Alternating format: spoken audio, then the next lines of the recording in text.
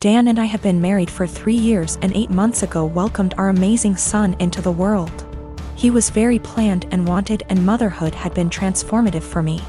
I was able to take for 1/2 months maternity leave before going back to work. Without going into too many details, we both work white-collar jobs that require professional attire.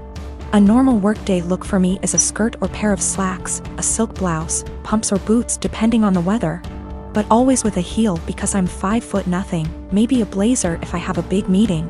Dan wears a suit almost every day. I also style my hair and do some makeup for work every day. This is what I wore before our son was born and what I continue to wear. Dan and I are pretty even in sharing parenting duties. I tend to take mornings because I'm more of a morning person than Dan. A normal morning for me starts early: short workout, shower, get baby up, get baby ready and baby off to Dan because the daycare is on Dan's way to work. I'm normally dressed at the tail end of this process, but I keep my robe on over my clothes in case my son wants to give my outfit something to remember him by on our way out the door. For the last month or so, Dan has been more irritable than normal in the morning. There have been side comments if he gets up and I'm drying my hair or getting dressed. Basically, if I'm not 100% focused on my son in the AM. Our son is happy playing and supervised, so I just chalked it up to morning moodiness, but it's been getting worse. Last night, I brought it up in what I thought was a neutral, non-confrontational way. Basically, his answer was this: his mom was 100% a mom after her kids were born. She gained a fair amount of weight after she had kids and never tried to lose it. She wore sweatpants every day and works a job where she wears a uniform, so if she wasn't in her work uniform she was in sweats and a t-shirt. She never did her hair or makeup.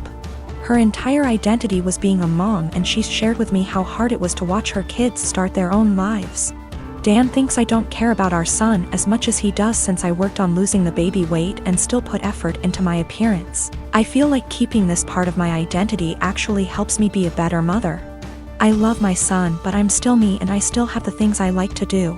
Dressing well, my identity actually helps me be a better mother. I love my son, but I'm still me and I still have the things I like to do. Dressing well, blowing out my hair and doing my makeup are therapeutic to me. Now that being said, my son is my life, and if I knew that not doing those things but guarantee him a happy, healthy life, I would stop immediately. I told Dan that my son and I have our morning routine and he gets lots of time and attention before I go to the office. Dan said he wasn't looking to fight, but he just wanted me to think about my priorities and my time management. I'm a 19-year-old F with 6 older siblings. My parents spent most of my childhood spending money they didn't have on my siblings, so by the time I hit my teenage years, I realized I was probably going to have to fend for myself financially when I turn 18. I started babysitting and doing odd jobs around my neighborhood when I was 14, and eventually got part-time jobs during the school year. By the time I was 16, I was working 3 jobs in the summer and 2 in addition to school. When my parents told me they couldn't pay for college, I'd already earned enough, along with scholarships, to be able to put myself through college and have plenty left over. I've continued to work during the school year, and have been able to make money during quarantine by tutoring online.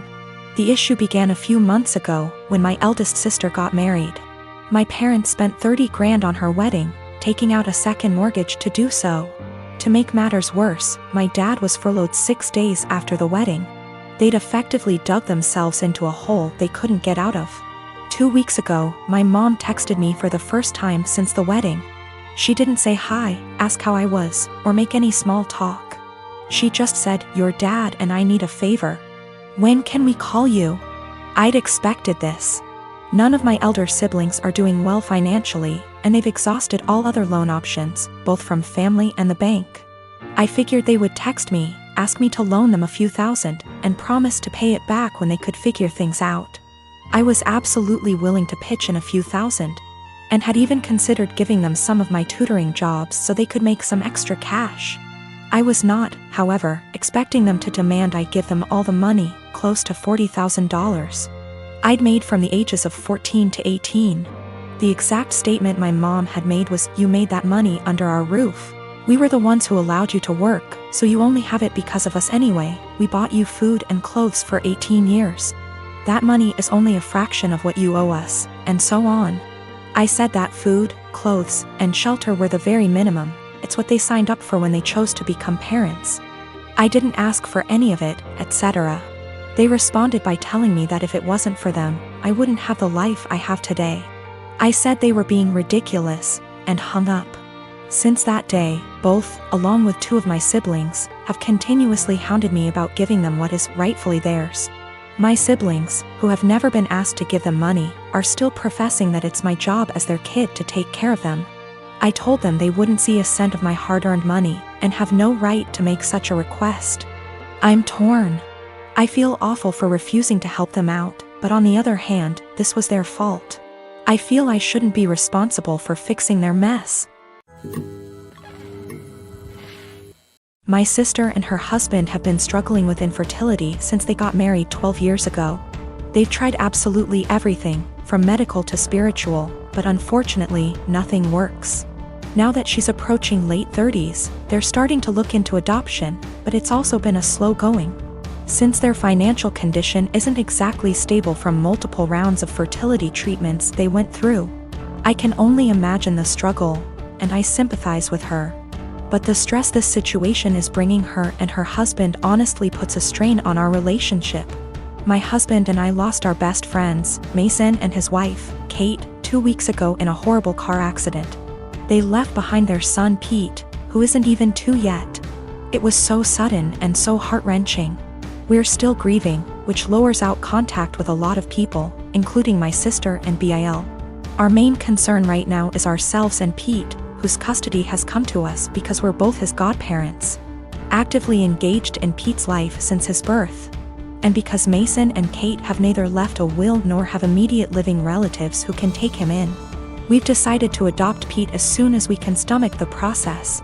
My husband and I never planned on having kids, and even if we did, this is absolutely not the way we want to go about it. The situation is far from ideal, but we're starting the adoption process yesterday, for Pete's safety if nothing else. We broke the news to our extended families and friends, letting them know that my husband and I won't be very available for a little longer because of this. I know my sister and brother-in-law will have something to say about this. I'm prepared for a few heated text messages or voicemails. However, I didn't expect them to turn up on our doorstep, crying about how unfair it is that we were given everything they wanted, and how we didn't deserve to be parents because we didn't go through what they had to. I've never seen my husband so angry before. He's usually very mild and gentle, but recent events have stretched our patience to the limits. We kicked them off of our porch, and I told my sister before she left that since our pain inconveniences her so much, I won't have her around me and my family at all anymore. I know she made a fuss about it, and now everyone has something to say to us. We turned off our phones, so we don't know which ones are cursing us and which one aren't. I know some did //r. My husband and I are both in pain and grieving, and we can't trust ourselves to be objective. For the sake of disclosure, my husband and I are both men. No, this is not a case of homophobia. My sister, for all her fault, was the first person to accept me for who I love. My husband had a serious injury weeks ago. He's bedridden and his family come to see him every day. Mother-in-law keeps drilling what I need to do to make my husband comfortable but does nothing to help. Just visits every day and sits around expecting to be fed and entertained. Sometimes Bil, his wife and kids join them and turn the house into a mess. Yesterday Mil, her husband and son came again. They checked on my husband then went to sit in the living room for hours. I served them coffee and croissant. Hours later my husband threw up again, second time. I had to take care of changing his clothes and cleaning the sheets to avoid infections.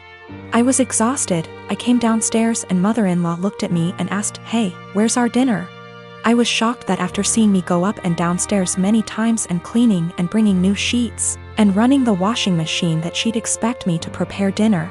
I'd already eaten a sandwich at 6 and yogurt. I have problems with my stomach and stress and pregnancy made it worse. I'm 4 months in. I pointed at the kitchen and told her to help herself out. She gave me a look then said she didn't expect me to ask her to cook dinner at my house. I said I didn't expect her to ask me to cook dinner while I'm taking care of her son. She started arguing about the way I spoke about my husband, saying as his partner, "This is the least I could do," and called me unhinged for throwing in her face that I'm helping my husband.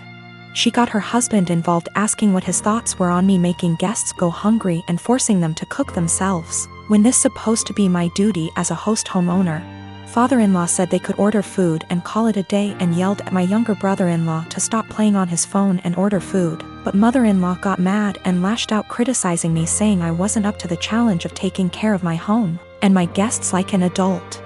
I lost it on her and told them to leave since she kept yelling, disrupting my husband's sleep. She left after saying she felt sorry for her son and grandbaby with an aggressive wife and a mother like me.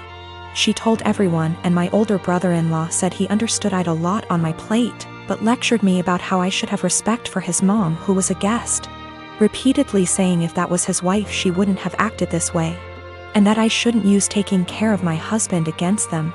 He asked me to apologize, but I didn't.